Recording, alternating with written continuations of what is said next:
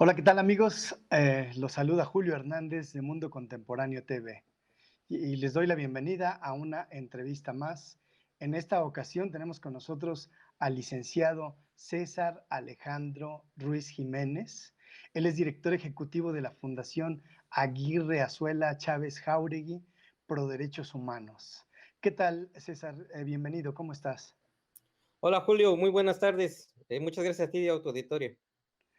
Bueno, César, quisimos invitarte en esta ocasión porque hace unos días empezó a sonar mucho una noticia de que la Suprema Corte tenía que hacer una revisión de dos situaciones de inconstitucionalidad, me parece, sobre el tema del aborto y dio un plazo de 10 días para hacer una contestación y esto pues obviamente puso en alerta a todas las personas que de alguna manera están luchando por los derechos fundamentales, principalmente por el derecho a la vida desde la concepción. ¿Nos puedes explicar un poquito de qué se trata esto? ¿Qué es lo que está pasando en la Suprema Corte de Justicia de la Nación con respecto al tema del aborto? Sí, como no, con todo gusto. Mira, sucede que la Suprema Corte, entre otras funciones, tiene la facultad de revisar la constitucionalidad de las normas que emiten los congresos, tanto el Congreso de la Unión como los congresos de los estados y las constituciones de cada uno de los estados. Eso a petición de parte, puede ser a través de la Comisión Nacional de Derechos Humanos, de las comisiones estatales o de las minorías parlamentarias. En el caso concreto, hay dos normas que fueron promulgadas, una por el Congreso del Estado de Coahuila y otra por el Congreso del Estado de Sinaloa. Ambas fueron impugnadas. En el caso del Código Penal de Coahuila, el artículo 196, que tipifica el delito de aborto, fue impugnado por el entonces subprocurador de Asuntos Jurídicos de la Procuraduría General de la República, Alberto Elías Beltrán. ¿Qué es lo que significa esto? Que esta persona, que es el abogado de la nación, considera que la norma transgrede derechos fundamentales que están reconocidos en la Constitución Política de los Estados Unidos mexicanos. Entonces, inicia este procedimiento de acción de inconstitucionalidad y la Suprema Corte debe de resolver si esas normas son o no acordes a la Constitución. Esa es la situación en la que nos encontramos. Tanto el Código Penal de Coahuila, que proscribe el delito del aborto, como la Constitución de Sinaloa, que defiende la vida desde el momento de la concepción, van a ser revisadas por la Suprema Corte y esta va a decidir si esas normas son constitucionales o no. La nota a lo que se refiere es que se va a ver en 10 días. ¿Qué significa eso? Estos dos acciones o estos dos expedientes han estado, pues han pasado todo el proceso, el trámite judicial que requiere una acción de inconstitucionalidad, llegando ya al punto en el que los ministros ponentes, el ministro Luis María Aguilar Morales por un lado y el ministro Alfredo Gutiérrez Ortiz Mena por otro, presentan sus proyectos y los ponen a disposición del Pleno de la Suprema Corte para su discusión. Lo que sucedió es que ambos proyectos han sido listados para resolverse el 17 de mayo que viene. Oye, por ejemplo, tengo entendido que la Constitución protege el derecho a la vida desde la concepción, ¿es correcto? Mira, la Constitución protege el derecho a la vida, no llega a ese nivel de especificidad respecto de la vida Desde de la la concepción. concepción. Sin embargo, lo que sí hace la Constitución política es que pone al nivel de la propia Constitución a los tratados internacionales sobre derechos humanos. Y en eso entonces toma relevancia la Convención Americana de Derechos Humanos, que pone en su artículo 4.1 al derecho a la vida, a la protección del derecho a la vida desde el momento de la concepción.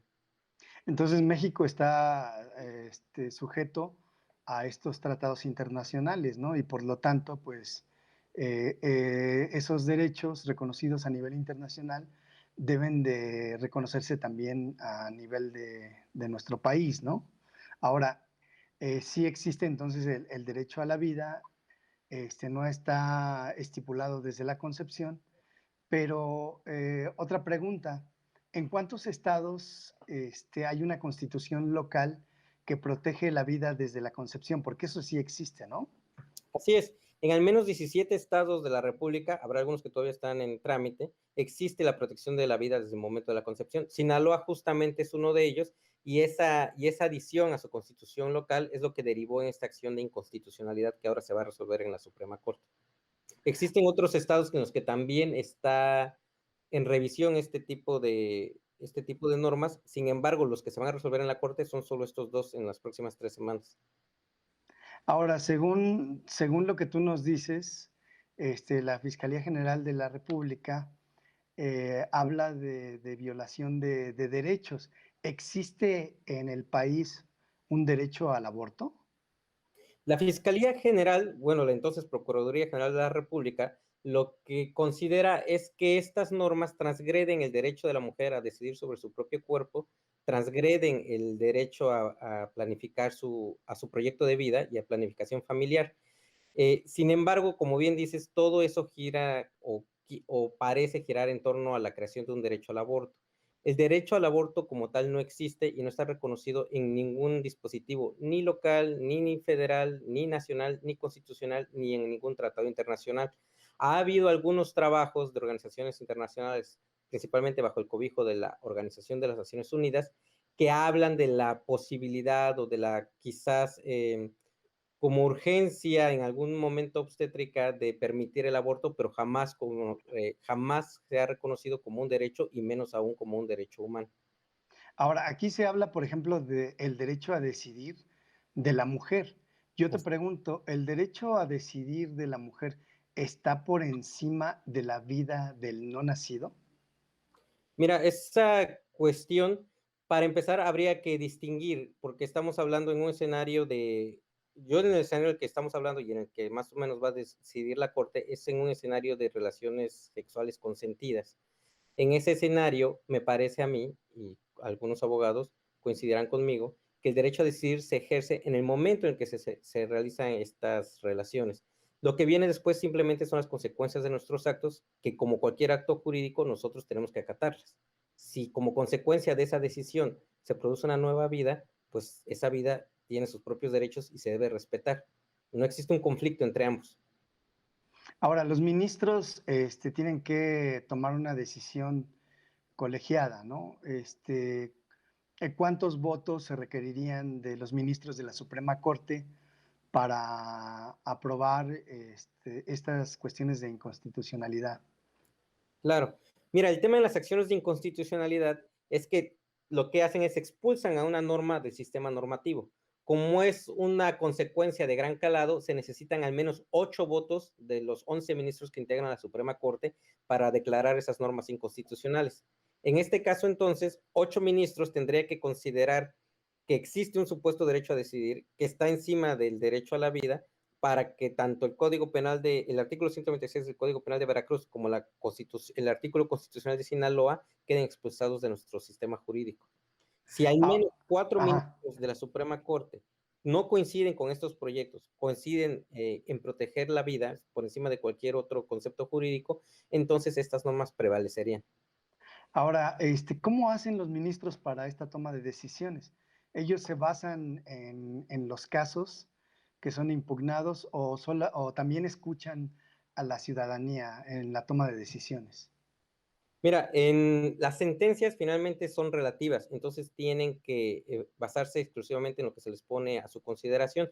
Sin embargo, en el caso de las acciones de inconstitucionalidad, tenemos un análisis más abstracto, porque se refiere a si una norma cumple o no con los preceptos y principios que están en nuestra Constitución. Entonces tienen un abanico más grande para sus consideraciones. ¿En qué se basa un ministro de la Suprema Corte? Antes que nada, y sobre cualquier cosa, te tienen que basar en su sentido jurídico y en su interpretación constitucional.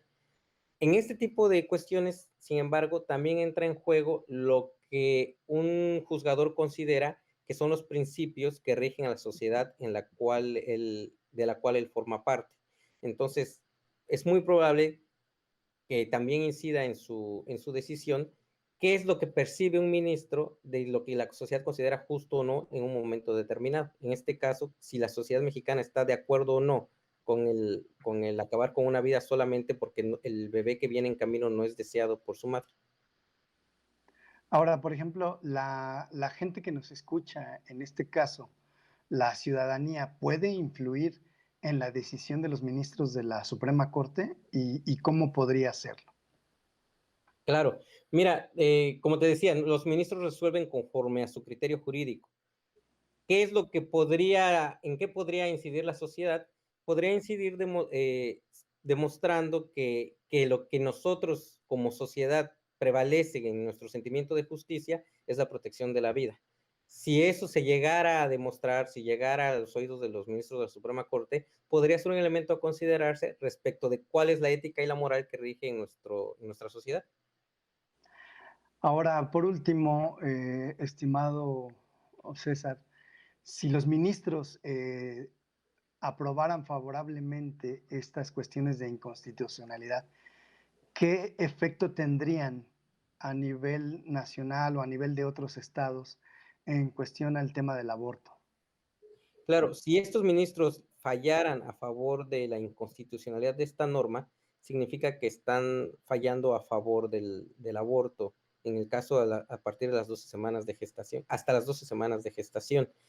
Esto tendría un impacto tanto en las normas, códigos penales de los demás estados que prescriben el aborto, como en las constituciones locales que protegen la vida desde el momento de la concepción. Crean precedentes que, si rebasan los 8 votos, podrían llegar a considerarse obligatorios o podrían servir incluso para que jueces locales, jueces federales en todo el territorio nacional apliquen lo que se llama el control difuso de la Constitución.